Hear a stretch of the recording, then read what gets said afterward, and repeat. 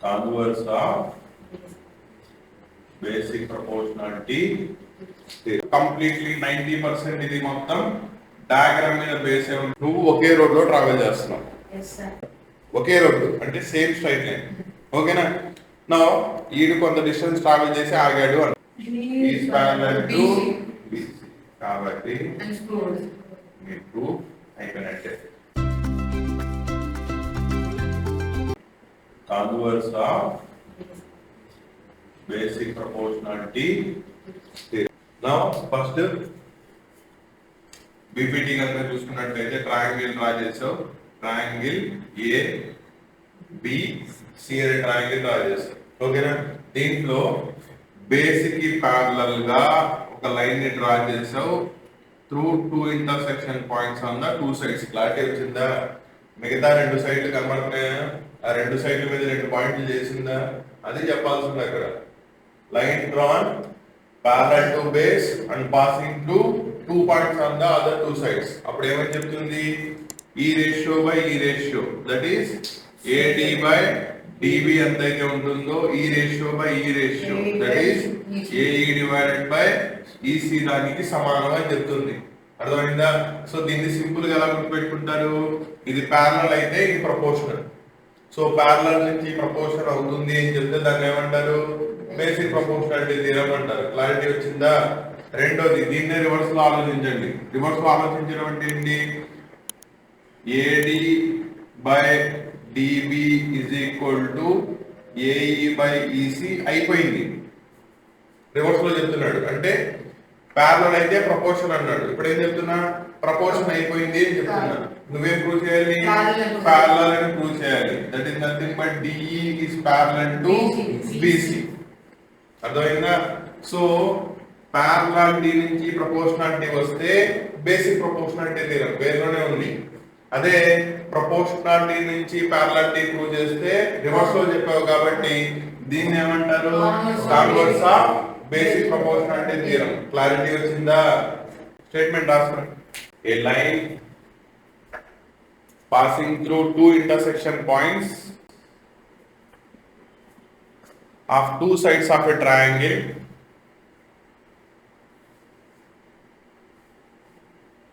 ఎలా ఉంది? Parallel proportional? Converse చెప్తున్నావు కాబట్టి ఇన్ ప్రపోర్షన్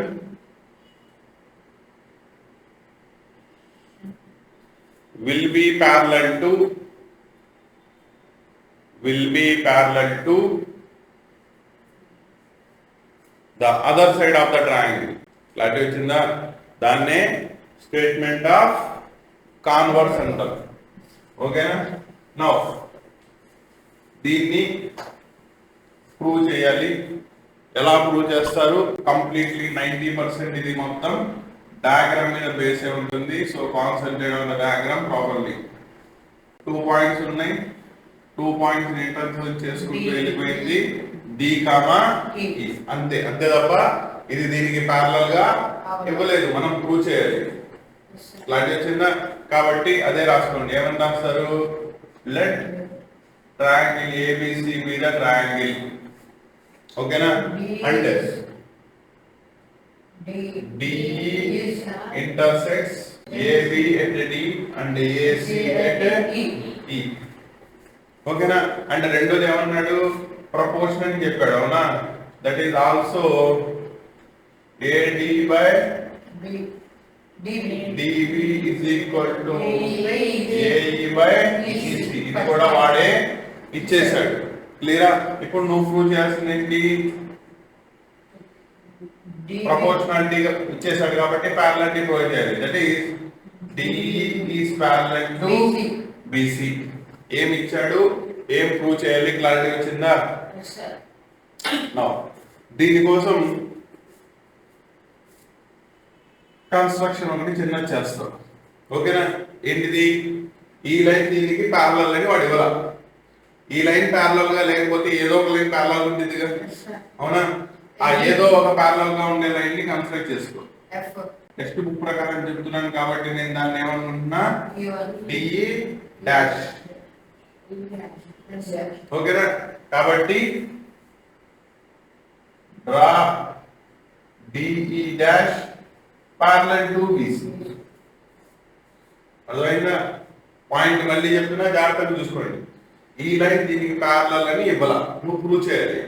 ప్రూవ్ చేయాల్సిందని పక్కన పెట్టు.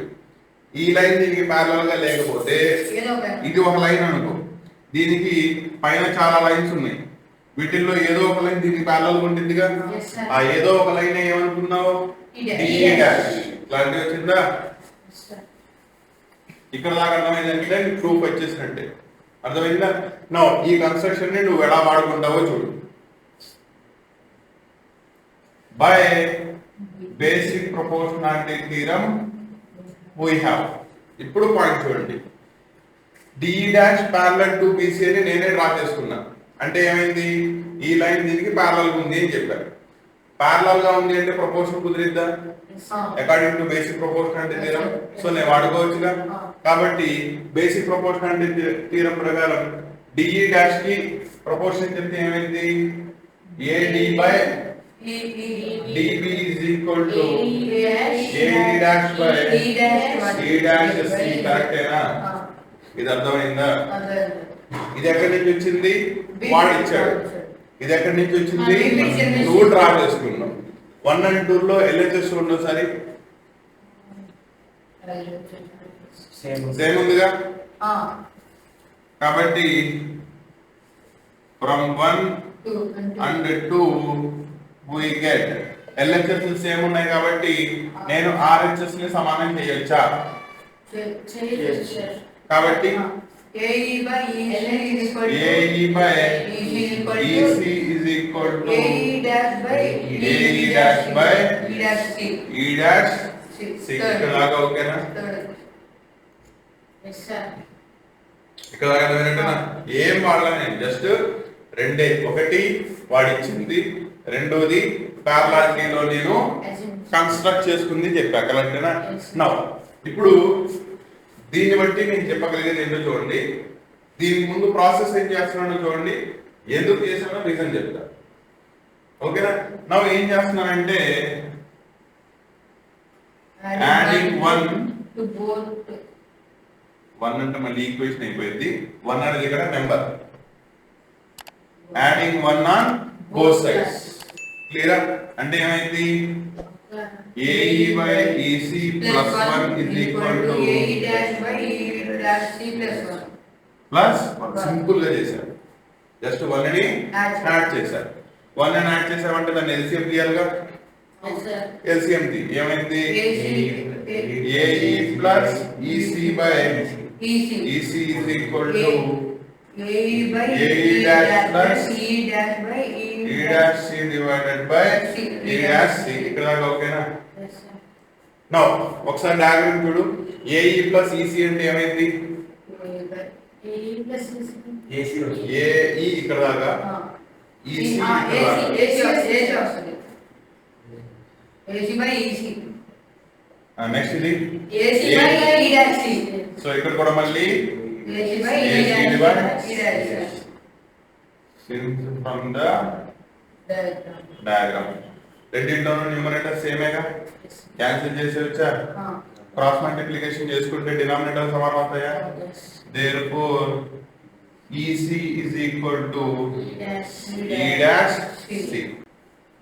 ఓకేనా? మనం ఇక్కడ పాయింట్ చూడు. DE dash parallel to BC such that E dash lies on AC. కరెక్టేనా? ప్యారలల్ డ్రా చేసుకున్నప్పుడు E dash ఎక్కడ పెట్టా? ఇప్పుడు పాయింట్ చూడండి. నువ్వు ఒకే రోడ్ లో ట్రావెల్ చేస్తున్నావు. ఓకేనా? ఇది నువ్వు, సమ్ పర్సన్, వేరే పర్సన్ ఎవరో ఉన్నారు, ఇది వేరే పర్సన్. ఒకే రోడ్డు అంటే సేమ్ స్ట్రైట్ లైన్. ఓకేనా? నా వీడు కొంత డిస్టెన్స్ ట్రావెల్ చేసి ఆగాడు అన్నా, వీడు సేమ్ డిస్టెన్స్ ట్రావెల్ చేసి ఆగాడు అన్నా. అవునా? సేమ్ లైన్ మీద ఇద్దరు సేమ్ డిస్టెన్స్ ట్రావెల్ చేసేటప్పుడు ఇద్దరు ఒకే పాయింట్ లో ఉంటారా, వేరే వేరే పాయింట్స్ లో ఉంటారా? పాయింట్ క్లారిటీ వచ్చిందా? అంటే ఇక్కడ మీనింగ్ ఏంటి? AE ఒకే దాంట్లో ట్రావెల్ చేసింది, AE డాష్ ఒకే దాంట్లో ట్రావెల్ చేసింది, సచ్ దట్ ఈ రెండింటి యొక్క లెంగ్త్లు సమానం. అవునా? అంటే ఈ డాష్ ఇవి రెండు వేరే వేరే పాయింట్స్ కాదు, they should be of the same point అవ్వాలి, కరెక్టేనా? అవునా? అప్పుడే కదా లెంత్ సమానం అయ్యేవి. అవునా? అంటే నేను దీని నుంచి దట్ ఈస్ ఈ కామా ఈ dash represents same point on AC, కరెక్టేనా? రాశాను. ఇద్దరు కూడా సేమ్ పాయింట్ చూపిస్తున్నాయి. అవునా? ఇప్పుడు నీ కన్స్ట్రక్షన్ దగ్గరికి రా. ఏమని డ్రా చేసుకున్నావు? ఈ డాష్ బీసీకి ప్యారలల్ అన్నావు. ఈ డాష్ ఎక్కడైతే ఉందో ఈ కూడా అక్కడే ఉందిగా, అంటే DE is also parallel to బీసీగా.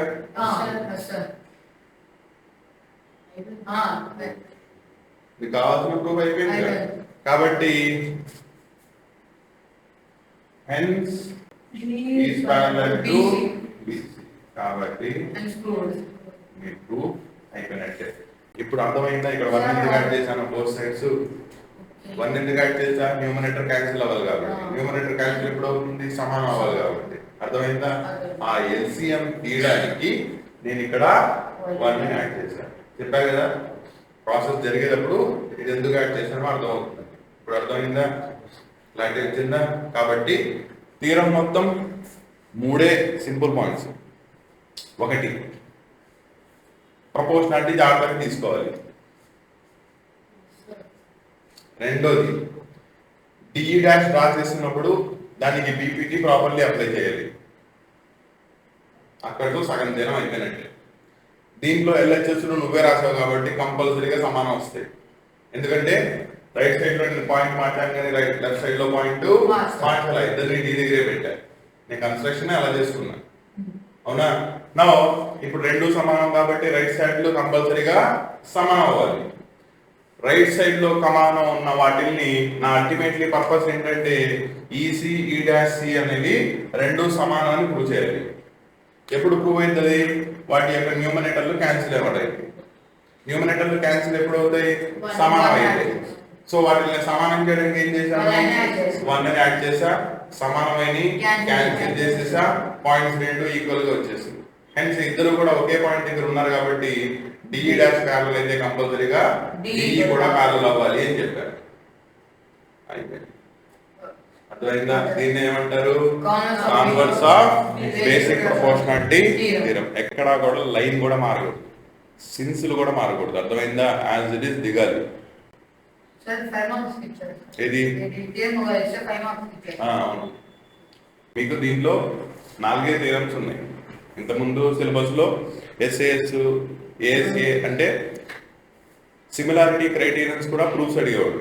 ఇప్పుడు వాటిని తీసేసి 4 థీరమ్స్. ఒకటి బీపీటీ, రెండోది కాన్వర్స్ ఆఫ్ బీపీటీ, మూడోది సైడ్స్ స్క్వేర్స్ అని చెప్పి థీరం ఉంటుంది కాంగ్రుయెన్సీ అయితే, సిమిలారిటీ అయితే. Next RHS, that is Pythagoras theorem ఉంది కదా, దాన్ని ఇంతకుముందు వాడుకున్నాం, ఇప్పుడు ప్రూవ్ చేస్తారు. అయిపోయింది. 4 థీరం. 4 థీరమ్స్ ప్రాపర్లీ చదువుకోండి. అయిపోయింది. మీకు ఈ సంవత్సరం సిలబస్ లో ఉన్నది టోటల్లీ 6 థీరమ్స్. ట్రయాంగిల్స్ నుంచి 4 థీరమ్స్, సర్కిల్ చాప్టర్ లో 2 థీరమ్స్. అయిపోతుంది. క్లారిటీ వచ్చిందా? థీరం క్లియరా? Class 11 and class 12 that is intermediate students యొక్క mathematics, physics and chemistry classes. దీంతో పాటు 10th క్లాస్ వాళ్ళకి mathematics and science classes, engineering వాళ్ళకి mathematics M1, M2, physics, chemistry and basic electronic classes completely మన అచ్చ తెలుగులో ఇన్ డెప్త్ కాన్సెప్ట్తో explain చేయాలనే సింగిల్ మోటోతో డెడికేట్ చేయబడిన channel Kasim sir academy Telugu.